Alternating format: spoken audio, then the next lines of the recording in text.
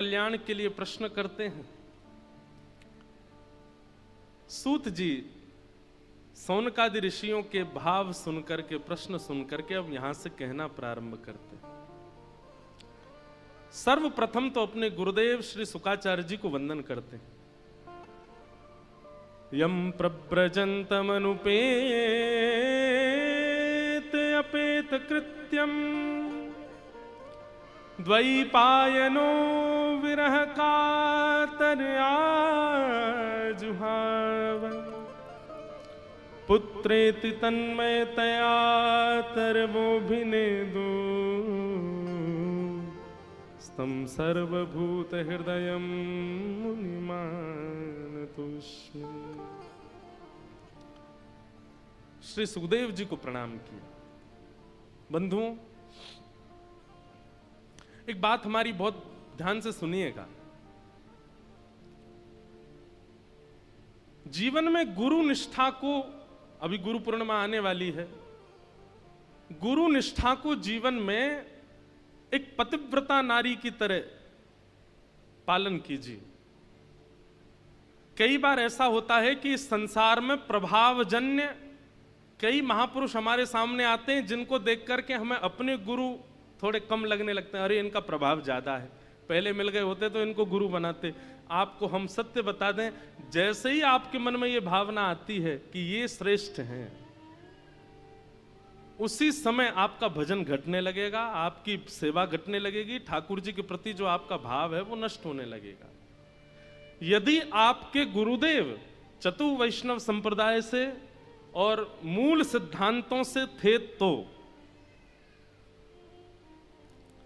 यदि गुरुदेव ऐसे ही बनाए थे, कोई परंपरा नहीं थी, बस प्रभाव में आकर के बना लिए, तो बात अलग है। लेकिन कहीं ना कहीं अगर चतु वैष्णव संप्रदाय में आपने कहीं दीक्षा ली है, परंपरागत आपकी गुरु प्रणाली चलती आई है और उसमें आपने दीक्षा ली है, तो जीवन में चाहे जैसी स्थिति आ जाए, अपने गुरु के प्रति कभी भी ये भावना मत रखना कि इनसे श्रेष्ठ ये है। जैसे भी हैं हमारे गुरु सर्वोपरि। इसका मतलब यह नहीं है कि आप किसी अन्य को मत सुनिए, सबकी सुनिए, सबको प्रणाम कीजिए, सबको वंदन कीजिए, दूसरों की कथाएं भी सुनो, दूसरों के भाव भी सुनो, पर चित्त में यदि सबसे पहले स्मरण किसी का आना चाहिए तो अपने गुरुदेव का। गुरु निष्ठा। अभी गिरिराज जी में कथा थी तो परम पूजनीय श्री गोरीलाल कुंज वाले महाराज जी का सानिध्य हुआ। महाराज जी ने बैठ करके हमको ये बात बड़ी भावुकता से बताई कि इंद्रेश जी, हम आपको कैसे बताएं, हमने अपने जीवन में और कोई साधन किया हो चाहे ना किया हो, पर हमने अपने गुरु निष्ठा को पूर्ण रूपेण धारण किया, और उस गुरु निष्ठा के बल पर हम कहने में संकोच नहीं करेंगे, कहने में बिल्कुल घबराएंगे नहीं, कहने में कोई अतिशयोक्ति नहीं करेंगे। प्रिया प्रियतम का साक्षात्कार केवल इसी भाव से हमको हुआ है, अपने गुरु के प्रति पूर्ण निष्ठा। गुरु कोई शरीर नहीं है, गुरु कोई व्यक्ति नहीं है, गुरु कोई स्वरूप नहीं है। हमारे प्यारे ठाकुर जी ही सचल रूप में हमारे गुरुदेव के रूप में हमारे पास आए हैं। इस भाव से उनको देखो। वो डांट दें, फटकार दें, कभी थोड़े वयोवृद्ध हो जाएं, ना ज्यादा चल पाएं, ना बोल पाएं, बोलने की कला ना हो, कुछ कहने की, लेकिन वो फिर भी हमारे गुरु हैं, उनके प्रति वही भाव रखो। गुरु निष्ठा सर्वोपरि है। इसलिए अन्य व्रत साधन नियम बने ना बने, पर गुरु निष्ठा, इस पर विशेष ध्यान दीजिएगा। हमारी सनातन पद्धति में गुरु के बिना कुछ भी नहीं हुआ। सबने गुरु आश्रय लिया और गुरु आश्रय के बाद ही जीवन में भगवत कृपा परिलक्षित हुई। उसके लिए गुरु निष्ठा। हमारी ये गरीब दासी परंपरा है, जिस परंपरा में यहाँ कथा हो रही है। आज हमारे राम जी महाराज ने मुझे कुछ ग्रंथ भी दिए, अभी उनका अध्ययन स्वाध्याय तो नहीं कर पाया मैं, पर करूंगा। परंतु एक बात ये निश्चित है कोई कह रहा था महाराज जी को इतना बड़ा आश्रम बनाया, महाराज जी इतना बढ़िया सब चलता है, आपके पास तो खूब संपत्ति है। ऐसा, ये संपत्ति वो वाली संपत्ति नहीं जिसको आप संपत्ति मानते हो, ये आपके पूर्वाचार्यों के भजन की संपत्ति है, ये आपके पूर्वाचार्यों के साधन की संपत्ति है। हम यहां बैठे, हमारे पास क्या है? हमारे गुरुदेव बैठे हैं सामने, इनकी संपत्ति, इन्होंने परिश्रम किया, इन्होंने तप किया, इन्होंने भजन किया, उसका फल हम पा रहे हैं। प्रेम से बैठ के यहां से जो बोलते हैं वो भगवत वाणी हो जाता है। गुरु कृपा सर्वोपरि है, और मेरे से बड़ा प्रमाण नहीं मिलेगा आपको।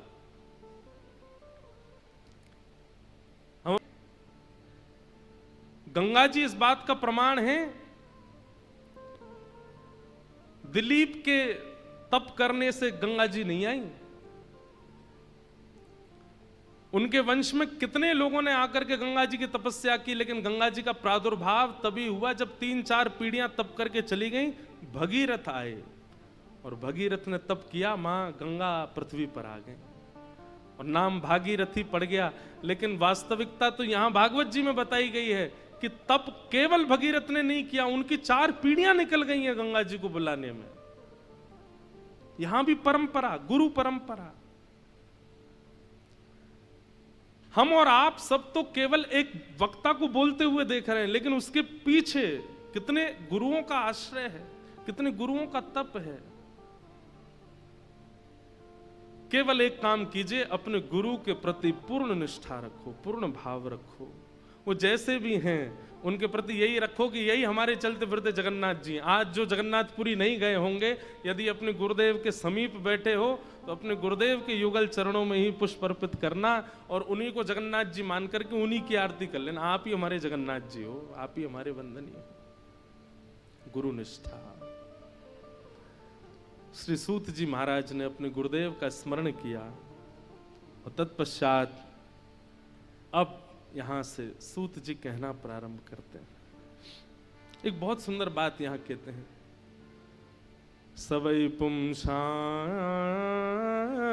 परो धर्मो यतो भक्ते अदोक्षजे अहैतुक्य प्रतिहता ये आत्मा संप्रसीदति। परम धर्म, धर्म और परम धर्म, इन पर कल चर्चा हो रही थी। परम धर्म क्या है? बोले सवै पुंसाम परो धर्मो यतो भक्तिर अदोक्षजे। अदोक्षज भगवान की कैसी भक्ति? बोले प्रेम लक्षणा भक्ति। एक होती है श्रद्धाजन्य भक्ति, एक होती है भावजन्य भक्ति, एक होती है शास्त्रजन्य भक्ति और एक होती है प्रेम लक्षणा भक्ति। प्रेम लक्षणा भक्ति जीवन में प्रकट होना, यही परम धर्म है। आप हनुमान चालीसा बोलते आए, आप हनुमान जी पर चोला चढ़ाते आए, सोमवार के दिन महादेव का अभिषेक करते आए, गंगा स्नान करते आए, अब तक केवल इनको नियम मान करके किया था। लेकिन किसी दिन ये भाव में परिवर्तित हो जाएं, किसी दिन ये प्रेम में परिवर्तित हो जाएं। जैसे कोई संबंधी के साथ आपका भाव रहता है, वैसा संबंध ठाकुर जी के प्रति परिलक्षित हो जाए। समर्पण होना ये सब एक बात है, प्रेम होना ये विशेष बात है। ठाकुर जी से प्रेम नहीं हो पाता सबका। और मेरे कहने से, आपके सुनने से ये प्रेम प्रकट हो जाए, इसकी संभावना भी अति नहीं है। एक बात सुनिएगा, मेरी कथा सुनाने से श्रद्धा जन्म ले लेगी, मेरी कथा सुनाने से विश्वास हो जाएगा, मेरी कथा सुनाने से, मतलब मेरी यूं न सोचना मैं अपनी कह रहा हूं, कथा किसी की भी सुनो, श्रद्धा उत्पन्न हो जाएगी, विश्वास उत्पन्न हो जाएगा, समर्पण उत्पन्न हो जाएगा। पर प्रेम उत्पन्न तो तब होगा जब वो चाहेंगे, जब ठाकुर जी चाहेंगे। वक्ता तो केवल समर्पण आपके द्वारा करवा देगा, गुरुजन तो आपके द्वारा भक्ति करवा देंगे, आपके द्वारा श्रद्धा परिवर्तित करा देंगे। लेकिन प्रेम तो तब होगा जब ठाकुर जी चाहेंगे और वो चाह जाएं। इसी के लिए तो कथा सुनी जा रही है, इसी के लिए तो वक्ता के द्वारा, गुरु के द्वारा निर्माण किया जा रहा है। कथा पंडाल क्या है पता है?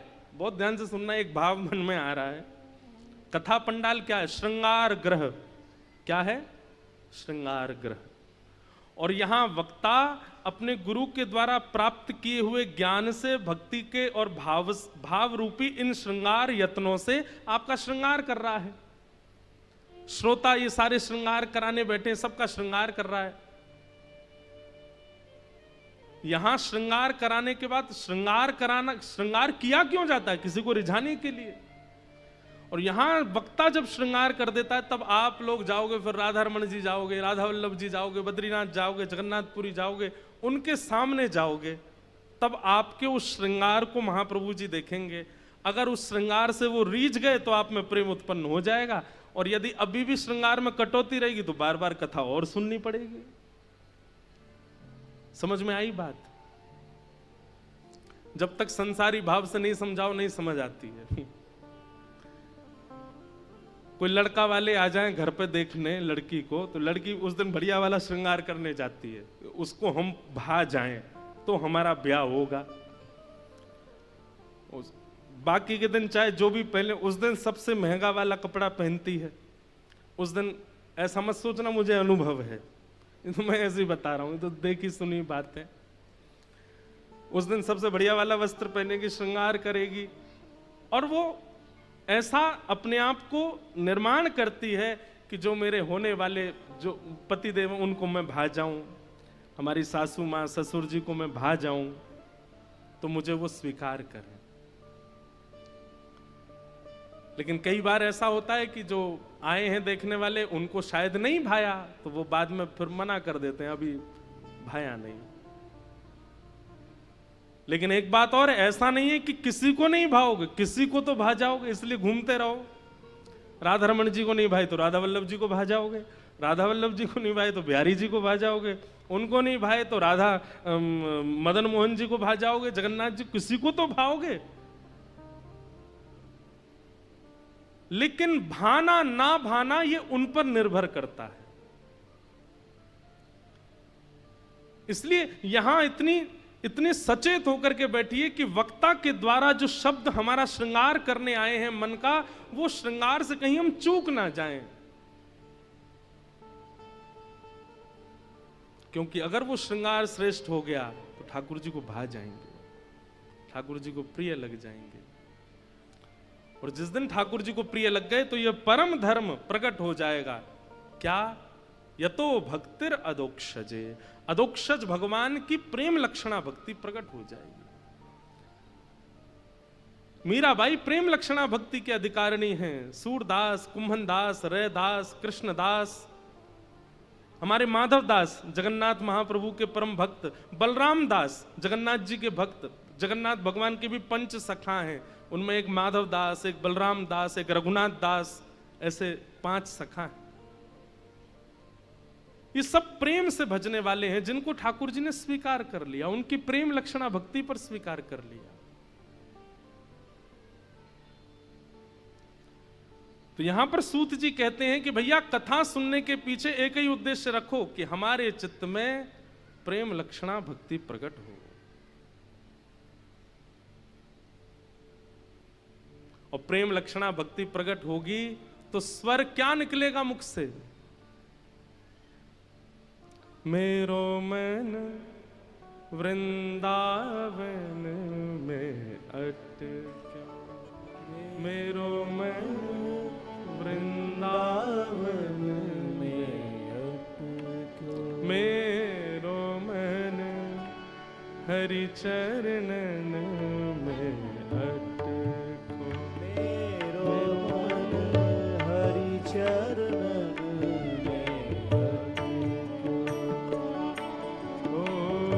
बन के जोगन डोलत ब्रज में, बन के जोगन डोलत ब्रज में, बन के जोगन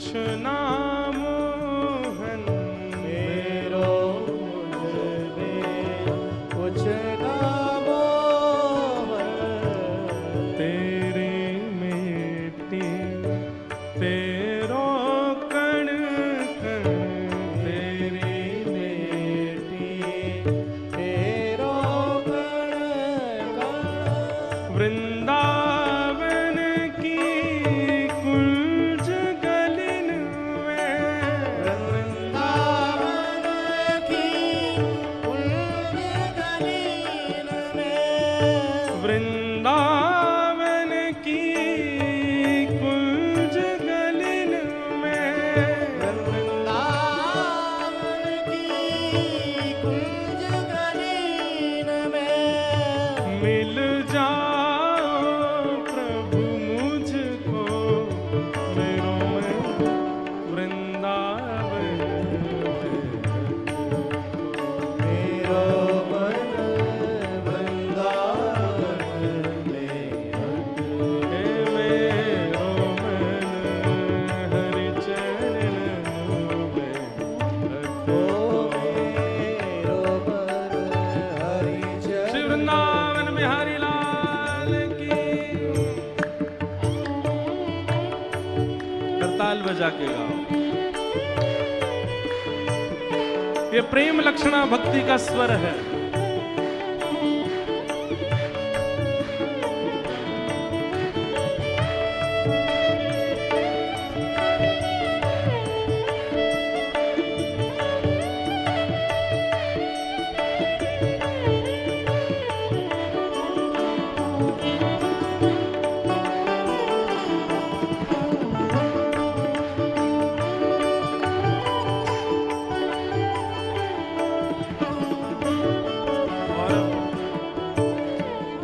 प्रेमी का स्वर कैसा हो जाता है? याद में तोरी भई बाबरी सुध लो मोरी कुंज बिहारी। याद में तोरी वही बाबरी सुध लो मेरे कुंज बिहारी। याद में तोरी भई बाबरी सुध लो मोरी कुंज बिहारी। याद में तोरी वही बाबरी सुध लो मोरी कुंज बिहारी। अंत समय आनंद मिले मोहे। अंत समय आनंद मिले मोहे। अंत समय आनंद मिले मोहे। अंत समय आनंद मिले मोहे। बस वेणु के रस को मेरो मन वृंदावन में भट। मेरो हरि चरण में भट। मेरो हरि चरण में बन के जोगन दौलत ब्रज में बन के जोगन दौलत ब्रज में पीवत यमुना जल को मेरो मन वृंदावन में मेरो मन हरि चरण में हे मेरो मन हरि चरण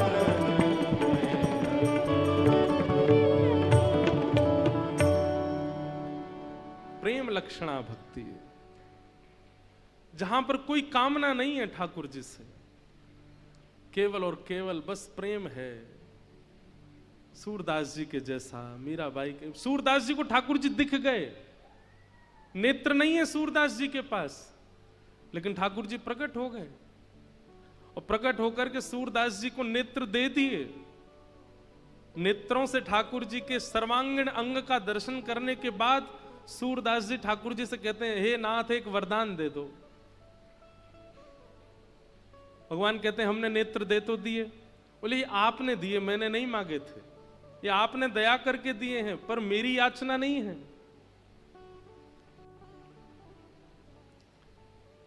अब मैं मांग रहा हूं, अब दे दीजिए। ठाकुर जी बोले क्या चाहिए? बोले जो नेत्र आपने दिए अब ये वापस ले लीजिए, अब नहीं चाहिए।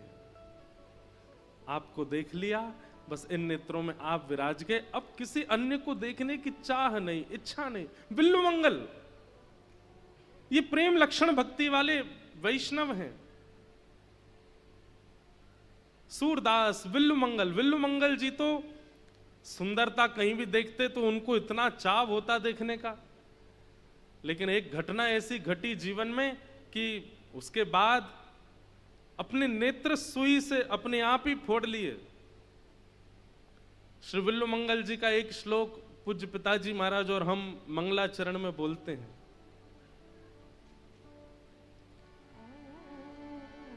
ऐसे विल्लु मंगल, तो ये प्रेम लक्षण भक्ति है। ये आपके चाहने से नहीं होगी, ये मेरे चाहने से भी नहीं होगी, ये तो ठाकुर जी के चाहने से हो सकती है। ठाकुर जी चाह जाएं कि याते मोए प्रेम करनो है तो कर ही लेंगे ठाकुर जी। रास पंचाध्यायी में इसी बात पर तो शुकाचार्य जी और परीक्षित के बीच में वारदात हुई। परीक्षित जी महाराज के चित्त में संशय आ गया कि ये सब गोपियां भगवान को प्रियतम मान रही हैं, ये सब गोपियां ठाकुर जी को प्रियतम मान करके उनके साथ रास में जा रही हैं। तब वहां पर श्री शुकाचार्य जी ने मीठी डांट लगाते हुए कहा है कि मुतादोक्षज प्रिया।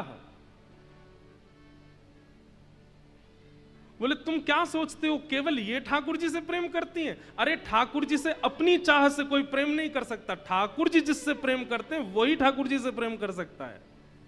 ये गोपियां उनसे प्रेम नहीं करती हैं, ठाकुर जी इनसे प्रेम करते हैं। परीक्षित, तुम ये नहीं समझ पाए? तो समझ में आई बात। अगर श्री कृष्ण एक दिन भी प्रिय लग गए हों, एक बार भी नेत्रों में उनकी याद के लिए आंसू आ गए हों, एक बार भी श्री कृष्ण की प्रिय मधुर झांकी चित्त में आकर के फिर अंतर ध्यान हो गई हो, बस समझ जाना वो प्रेम करते हैं मुझसे, तभी मुझे उनकी याद आ रही है, तभी मुझे उनकी स्मृति हो रही है। स्मरण नहीं होता ठाकुर जी का।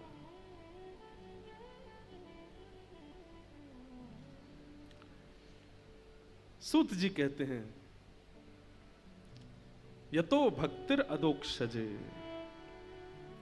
कि धर्मस्वनिष्ठितः पुंसाम विश्वक्सेन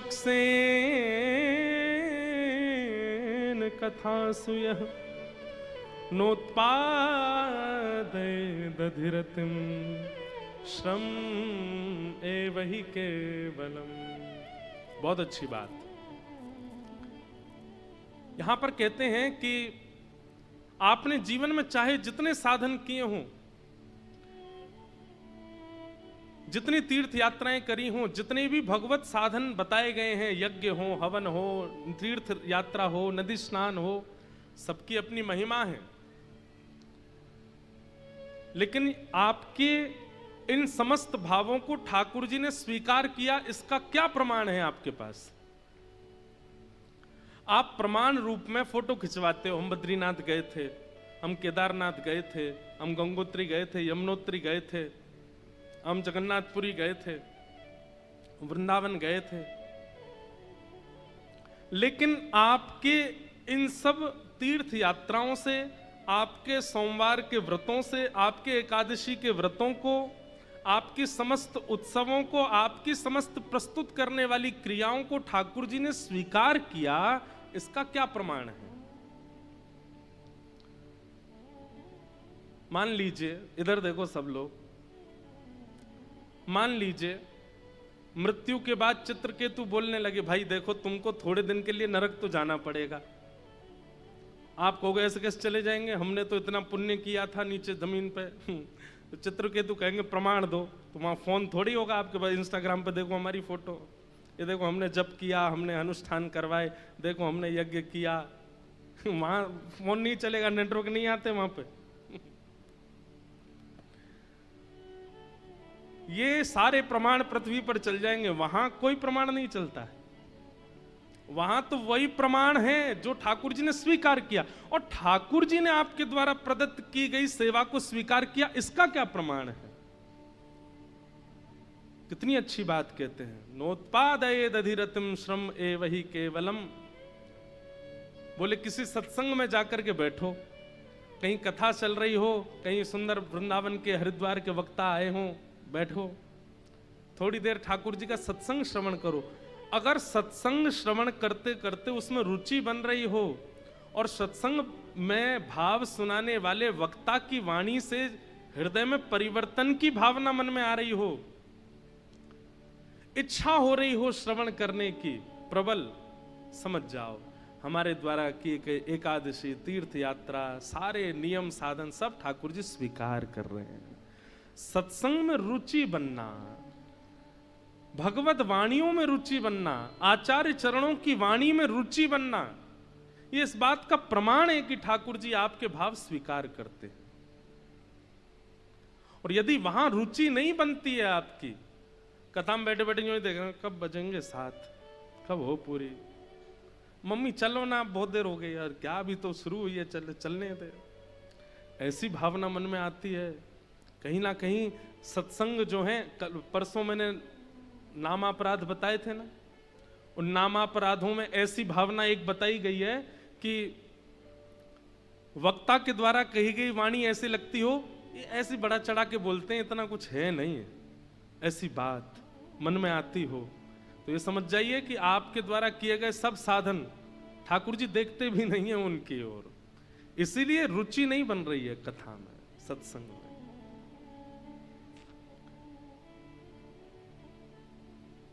साधन सब श्रेष्ठ हैं पर सत्संग सर्वश्रेष्ठ है। उसके प्रति अगर आपकी रुचि नहीं बनती है तो बाकी के साधन आप करते रहिए, ठाकुर जी उससे प्रसन्न नहीं है।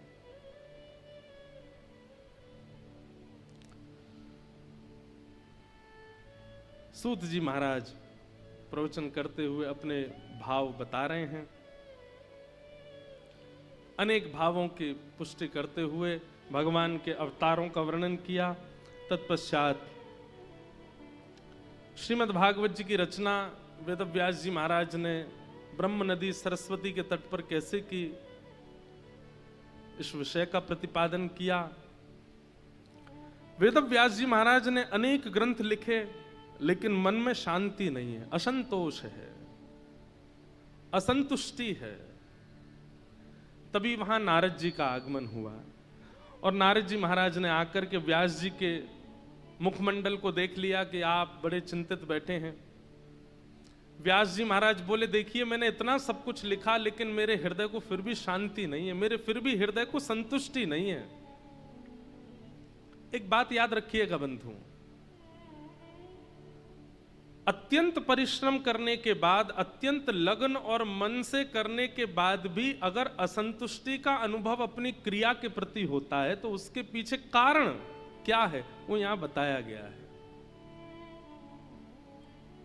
आपने बुद्धि का प्रयोग तो बहुत किया, आपने इंद्रियों का प्रयोग तो बहुत किया, आपने धन का प्रयोग तो बहुत किया, आपने व्यवस्थाओं का प्रयोग तो बहुत किया किसी कार्य को सिद्ध करने में, लेकिन अपने हृदय का प्रयोग नहीं किया, यानी कि प्रेम का प्रयोग नहीं किया है, तो आप असंतुष्ट ही रहोगे।